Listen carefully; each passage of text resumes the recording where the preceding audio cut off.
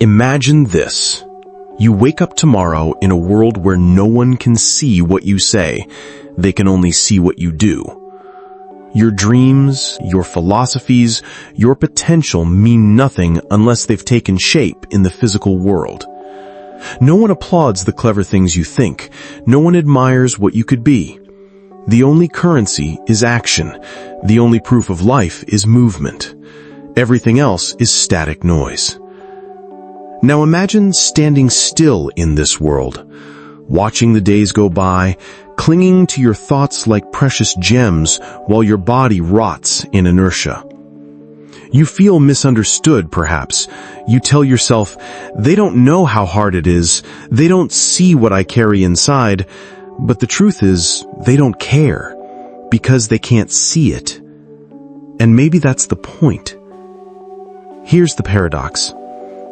You say you're lazy, that you're unmotivated, that something's wrong with your drive. But what if that isn't true? What if the problem isn't in your energy levels, your productivity hacks, or your morning routine? What if what you call laziness is just a costume, a well-dressed disguise that hides something far more terrifying? What if beneath the mask, you're simply afraid? Afraid of looking mediocre, afraid of failing publicly, afraid of confirming the suspicion that you're not as extraordinary as you pretend to be. You tell yourself you're waiting for clarity, waiting for the right moment, the right plan, the right state of mind. But you're not. You're hiding. And you've convinced yourself that waiting is wisdom, that hesitation is intellect, that your silence is strategy. But deep down, you know. The truth festers in the corners of your consciousness. You're not resting. You're retreating. You're not unsure. You're avoiding. And your greatest fear isn't that you'll fall short. It's that you'll try, really try, and finally see yourself for what you are without the illusion of potential to fall back on. So ask yourself this. What if laziness is just a sedative your ego uses to numb the shame of cowardice? What if every unfinished project, every abandoned dream, every day you scroll instead of build is not a failure of effort, but a failure of courage? What if your stagnation isn't about energy, but about dignity? You've been taught to treat fear as a weakness, but what if fear is the compass? What if the thing you avoid the most is the door you must walk through? The real question isn't, why am I so lazy? The real question is, what am I afraid to find out if I finally act? And perhaps most disturbingly, what happens when you run out of excuses yet still refuse to move? Let's look deeper, because the roots of your paralysis stretch back further than you think. And the truth, once uncovered, will not let you look away. You were never lazy. You were terrified. Not of failure exactly, but of something much deeper. Of disproving the story you've been telling yourself your whole life, that you're destined for something greater, that you're different, that you're special. This is the story that protects you from the crushing weight of reality. The story that says, I could succeed if I wanted to. It's the fantasy that postpones the pain, that gives you a reason to wait. But here's the devastating truth. The longer you wait, the more you rot. And with every day of inaction, a small part of your soul dies. Not because you failed, but because you refused to even try. Hell is the suffering of being unable to love. Dostoevsky. But here, hell is the suffering of being unable to act. Let's go deeper. Carl Jung called it the shadow. The parts of yourself you bury. The shame, the fear, the cowardice. The need for validation, the craving to be seen as intelligent, impressive, untouchable. But the shadow always leaks through, especially when you stall, especially when you use perfectionism as your shield. Perfectionism is not a virtue. It's fear with a mask on. You say, "I'm not ready yet." What you mean is, "I'm too afraid to be seen failing." What lies underneath is the same force Nietzsche warned about, the will to illusion, your obsession with preserving the image of yourself instead of facing who you really are. You're not chasing greatness, you're chasing safety. In fact, many ambitious people are not driven by creation, they're driven by egoic terror. The idea of being average is unbearable. The idea of being seen as average, even worse. So instead, they hide behind complex language, endless preparation, and pseudo-intellectualism. They don't build, they perform. Sartre had a name for this: bad faith. It's when we pretend to be powerless, when we lie to ourselves to avoid freedom. Yes, freedom, because freedom means responsibility, and responsibility means risk. So we invent comforting lies. "I'm waiting for clarity. I just need to learn a bit more. The time isn't right yet."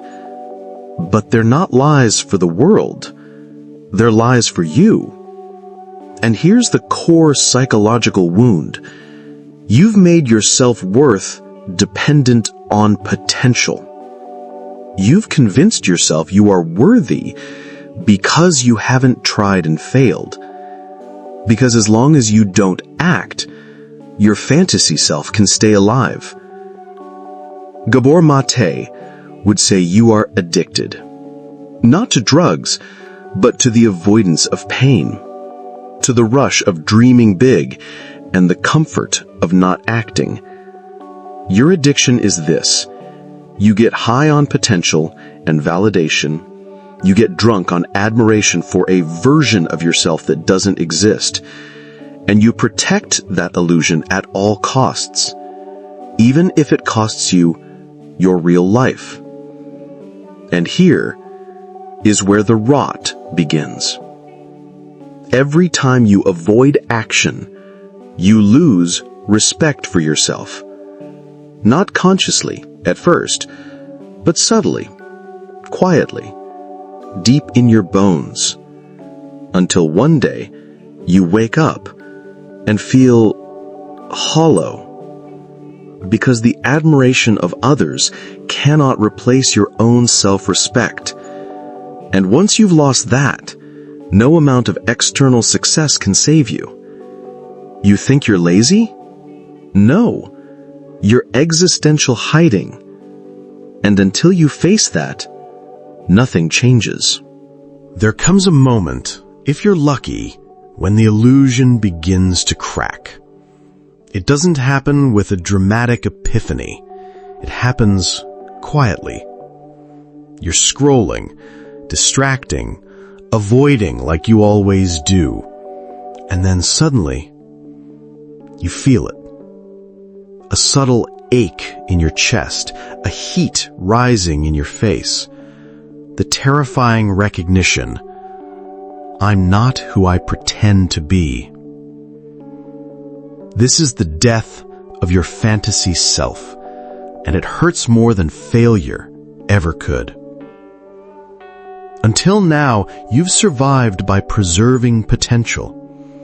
You've avoided action because as long as you don't try, you can still believe you're capable of greatness. You've wrapped yourself in the armor of theory, intellect, and self-talk. But one day, the armor no longer fits. It becomes a cage. Man is condemned to be free, Jean-Paul Sartre. And with that freedom comes a chilling truth. If you do nothing, it's still your choice. You've spent years convincing yourself that the problem is external, that you lack the right system, the right timing, the right support. But none of that was ever the real issue. The truth is this: you feared becoming ordinary. Ordinary. That word you've silently despised, that fate you swore you'd escape. You were willing to do anything to avoid it, except the only thing that could change it: act. You thought the pain would come from trying and failing, but here's the deeper pain. The years slipping away while you do nothing. The dreams you once nurtured quietly turning to ash. The realization that you've been a spectator of your own life. This is not laziness. It is a spiritual coma. A slow, quiet death wrapped in elegant excuses. And here's the most brutal part. You've known all along. Every time you told yourself tomorrow, every time you rehearsed your future success in your mind, every time you paused just long enough to avoid the first step, you felt it. A tiny betrayal of yourself, by yourself. And it has been accumulating. Now it shows up as exhaustion, apathy, even self-hate. Not because you failed, but because you refuse to risk anything real. A man who becomes conscious of the responsibility he bears towards a human being will never be able to throw away his life. Viktor Frankl. But what if the human being you're responsible for is yourself? What if the person you've been abandoning is not some future version of you, but the you who has been waiting year after year for you to wake up? Here's your existential crisis in a sentence. You are not who you thought you were, and that terrifies you. But in that terror, there is hope. Because if the illusion is finally breaking, if the mask is cracking, then something deeper is trying to emerge. And no, it won't be pretty. It won't be graceful. It will feel like death, because it is the death of your false identity. But only what dies can be reborn. This is the moment everything could change. But not in the way you imagined. No dramatic rise, no cinematic montage, no applause. Just one small, private decision. To stop lying to yourself. The breakthrough doesn't come with motivation. It comes with grief. Grief for the years wasted. Grief for the brilliance unused. Grief for the version of you that never made it past the dreaming stage. You finally see the truth, not the one Instagram sells or YouTube algorithms reward, but the one that philosophers and psychologists have whispered across centuries. You do not become yourself through thought. You become yourself through action. You are what you do, not what you say you'll do. Carl Jung. Jung believed that the path to wholeness, the process of individuation, requires integrating the parts of you that you've repressed, the fearful child, the wounded ego, the insecure imposter, the lazy saboteur. Not destroying them, facing them. You thought ambition was enough, that the desire to be great would carry you through. But desire without action is decay. Here's the truth. You don't get confidence before action. You get confidence through action. You don't become ready. You become willing. To be seen struggling, to be misunderstood, to be imperfect, raw, and real. A man who wills commands something within himself that renders obedience. Nietzsche.